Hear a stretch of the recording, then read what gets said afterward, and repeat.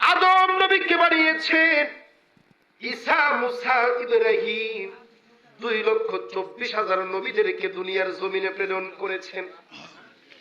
হয়তো আল্লাহ কাউকে সাফিহুল্লাহ, আল্লাহর গুণবাচক নাম দান করেছেন, আবার আল্লাহ কাউকে খালিলুল্লাহ, আল্লাহর বন্ধু বলেছেন, আবার আল্লাহ বলেছেন মুসা কালিমুল্লাহ, আল্লাহর সাথে কথা বলেছেন। আবার কাউকে বলেছেন ঈসা রূহুল্লাহ, আল্লাহর রূহ বলেছেন। কিন্তু আমার নবীকে আল্লাহ রাব্বুল আলামিন সমস্ত নবীদের চাইতেও শ্রেষ্ঠ বানিয়েছেন। ওইটার প্রমাণ আমার আল্লাহ রাব্বুল আলামিন এই রজব মাসেই দেখিয়েছে। এর জাকির ভাইয়ের, এই রজব মাসের 27 তারিখ আল্লাহ রাব্বুল আলামিন আবার আপনার নবীকে ধুলো গোলক ছাড়িয়ে, জমিন আসমান সব কিছু ছাড়িয়ে, আকাশ বাতাস লা জামান লা মাকান আরশ কুরসি সব ছাড়িয়ে আল্লাহ রাব্বুল আলামিন আমার আপনার নবীকে আল্লাহর দিদারে নিয়েছে। আমার নবীর কেমন সম্মান, কেমন ইজ্জত! নবীদের অনেক লকব রয়েছে। সাহাবায়ে কেরাম রাদিয়াল্লাহু আনহুম আজমাইন মসজিদুন নববীর মধ্যে বসে একদিন আলোচনা করছেন। জোরে বলেন, কি করছেন? আলোচনা। কেউ বলছেন আল্লাহ পাক আদমকে সফিহুল্লাহ বানিয়েছেন। আদমকে, কথা বলেন, সফিহুল্লাহ কি বানিয়েছেন? আপনারা সফিহুল্লাহ বুঝবেন না, একটু বললেই বুঝবেন। মনোযোগ আছে আপনাদের? আদম নবীকে যখন আল্লাহ বানান, হযরতে আদমকে যখন বানান, বানানোর সময় ফেরেশতারা একটু নিষেধ করেছিল। কি বলছিল? নিষেধ। তাদের কথা আল্লাহ, ইবাদতের জন্য কি আমরা যথেষ্ট নই?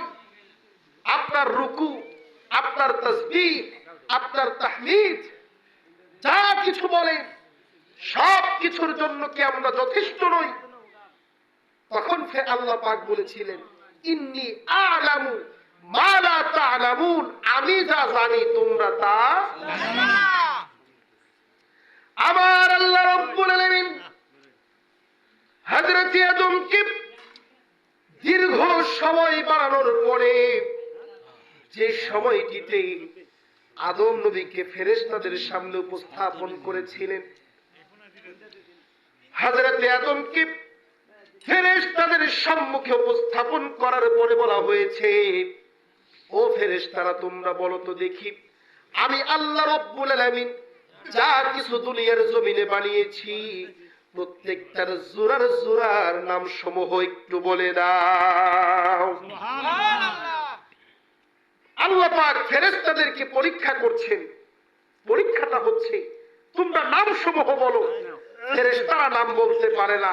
অতঃপর আবার আল্লাহ বললেন, ও আদম তুমি সকল কিছুর নাম সমূহ বলো। হযরতে আদম নবী ওই দিন থেকে শুরু করে কিয়ামত পর্যন্ত যা হবে, যা কিছু আসবে, প্রত্যেকটার নাম সমূহ পর্যন্ত বলে দিয়েছেন। জোরে বলেন সুবহানাল্লাহ। হাদিসে মুবারকার মধ্যে এসেছে, আদম নবীকে আমার আল্লাহ রাব্বুল আলামিন তার সুরত, তার চেহারা সদৃশ্য করে বানিয়েছে। এজন্য হযরতে আদমকে বলা হয় সাফিহুল্লাহ।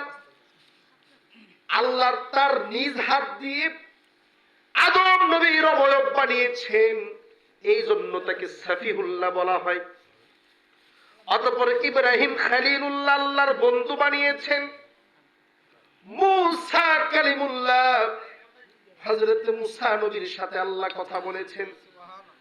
ঈসা রূহুল্লাহ, যেহেতু ঈসা নবীর বাবা ছিল না, এই জন্য ঈসা নবীকে বলা হতো আল্লাহর রূহ। আল্লাহু আকবার বলুন। সবাইকে লকব দিয়েছে। সাহাবায়ে কেরাম বলছে, আদমকে সফিহুল্লাহ, ইব্রাহিমকে খলিলুল্লাহ, মুসাকে কালিমুল্লাহ, ঈসা রূহুল্লাহ, অনেক লকব হকগুলো বলা হচ্ছে। এ পর্যায়ে আমার আপনার কামলিওয়ালা নূর নবী সাল্লাল্লাহু আলাইহি ওয়াসাল্লাম মসজিদুন নববীর মধ্যে প্রবেশ করেছেন। জোরে বলা যাবে কি আল্লাহু আকবার। আমার নবী মসজিদুন নববীর মধ্যে প্রবেশ করে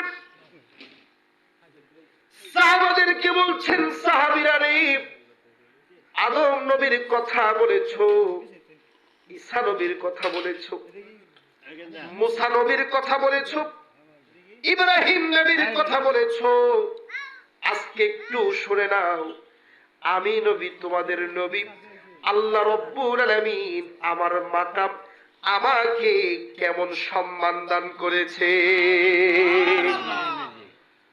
আল্লাহ পাক সূরাত কুরআনুল কারীম সূরাতু আলাম নাশরাহ এই সূরার মধ্যে বলছেন, ওয়া রাফা'না লাকা যিকরাক, হে নবী, আমি আল্লাহ রব্বুল আলামিন আপনার জিকির, আপনার স্মরণ, আপনার আলোচনা, আপনার আযমত, আপনার সম্মানটাকে বিশাল উঁচু করেছি। আল্লাহু আকবার।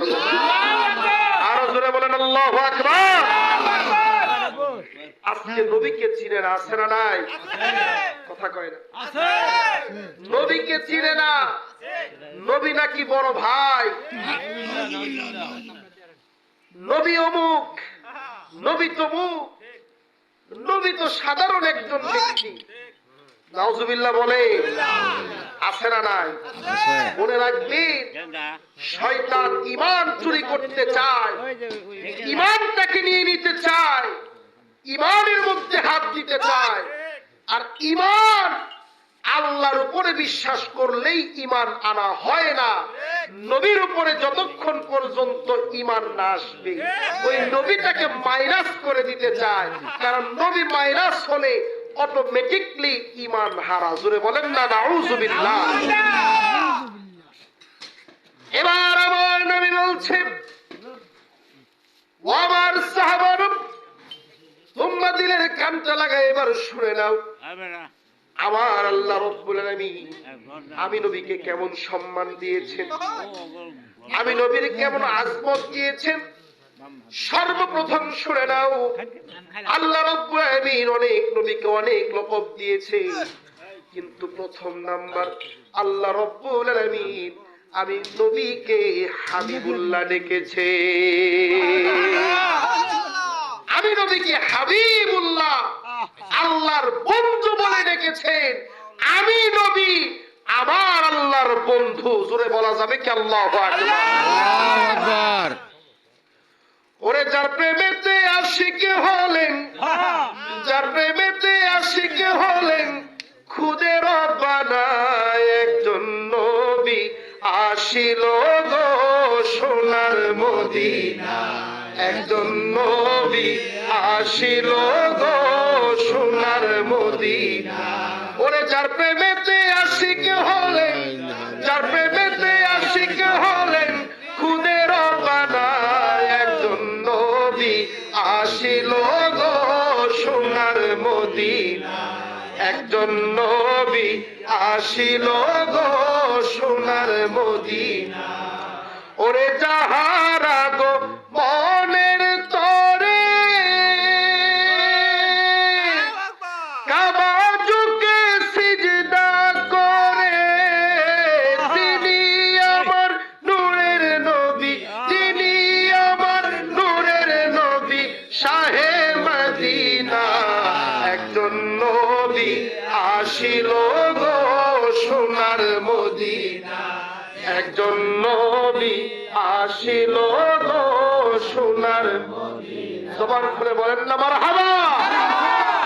আমার নবী বলছেন, সাহাবীরা, আমার আল্লাহ রব্বুল আলামিন আমি নবীর লকব দিয়েছেন হাবিবুল্লাহ। তামাম পৃথিবীর সমস্ত মানুষের চাইতেও আল্লাহ রব্বুল আলামিন আমাকে তার বন্ধু বানিয়েছে। ও আমার সাহাবারা, এখানে শেষ নয়, আমাকে শুধু বন্ধু বানিয়ে শেষ করে দেন নাই, এরপরেও শুনে নাও।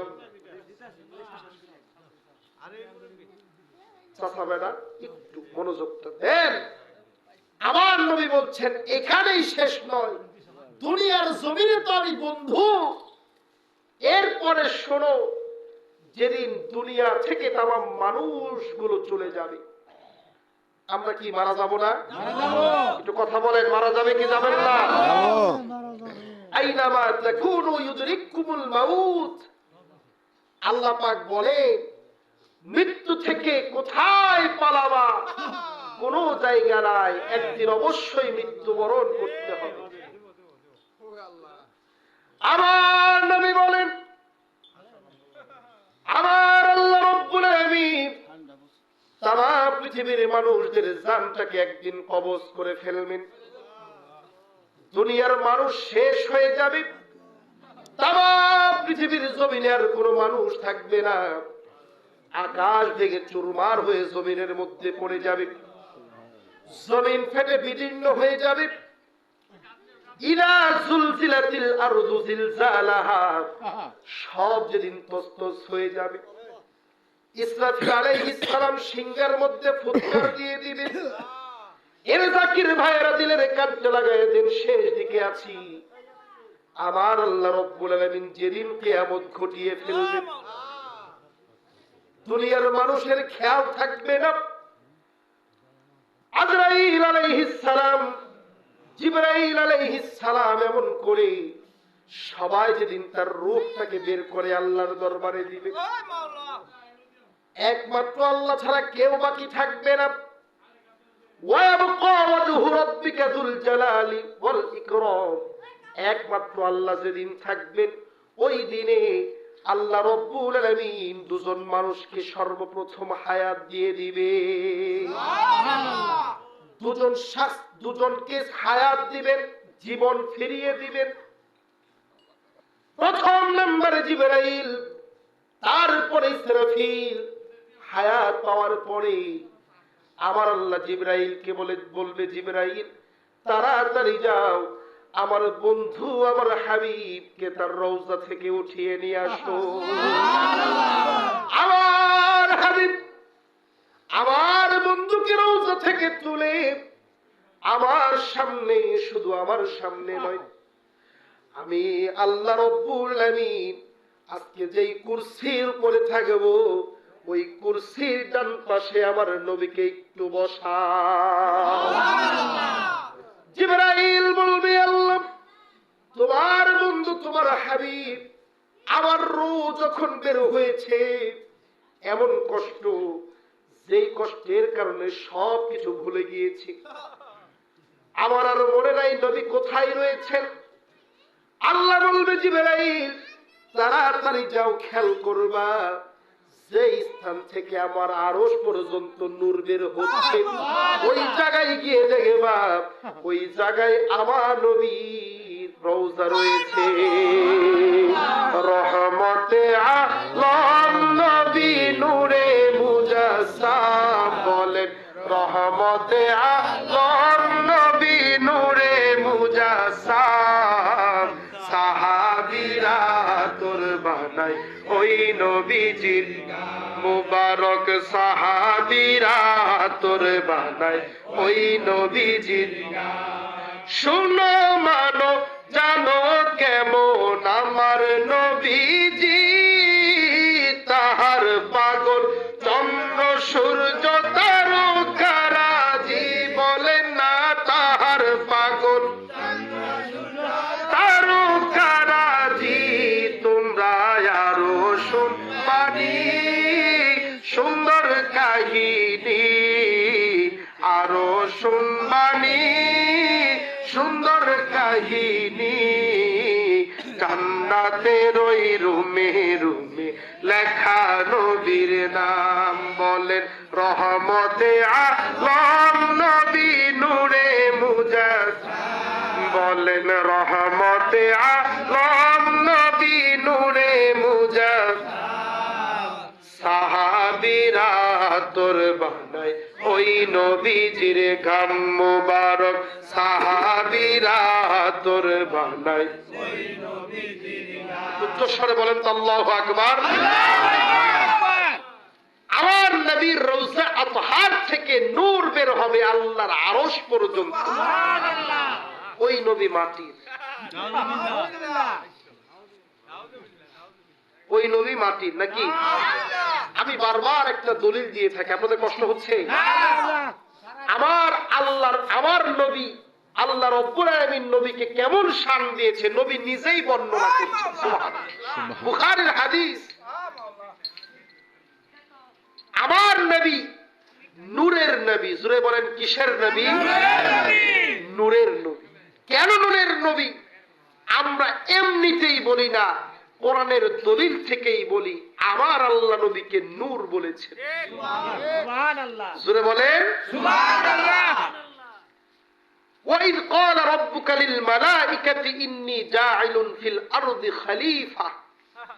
এই আয়াতে কারীমার শুরুতে আল্লাহ পাক আদম নবীকে বানানোর পূর্বের ঘটনা বলছে। আদমকে বানায়ও নাই, আদমকে বানায়ও নাই। ওয়াইদ, আর আপনি স্মরণ করুন, কলা স্মরণ করুন, মনে করুন, একই কথা।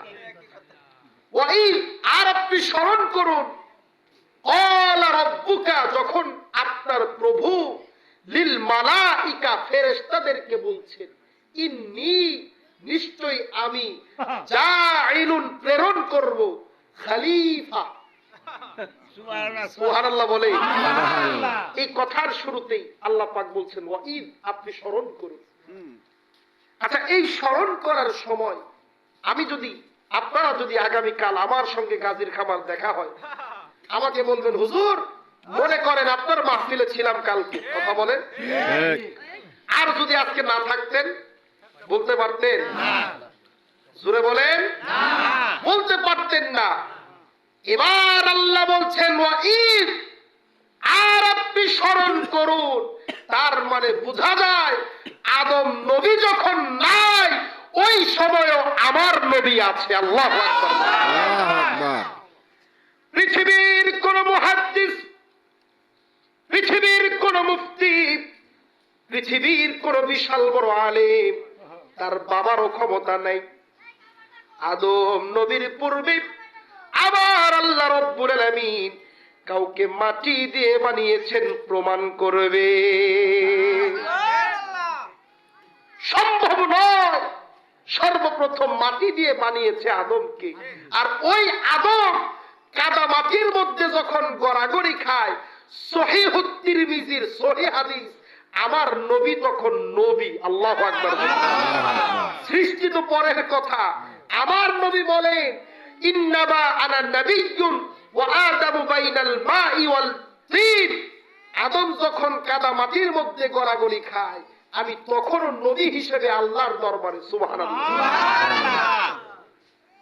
নবীজি আমার আদমের বাবা, নবীজি আমার কাবারও কাবা, নই সে বাবা নই সে কাবা, এক আল্লাহ মুহাম্মদ মুস্তাফার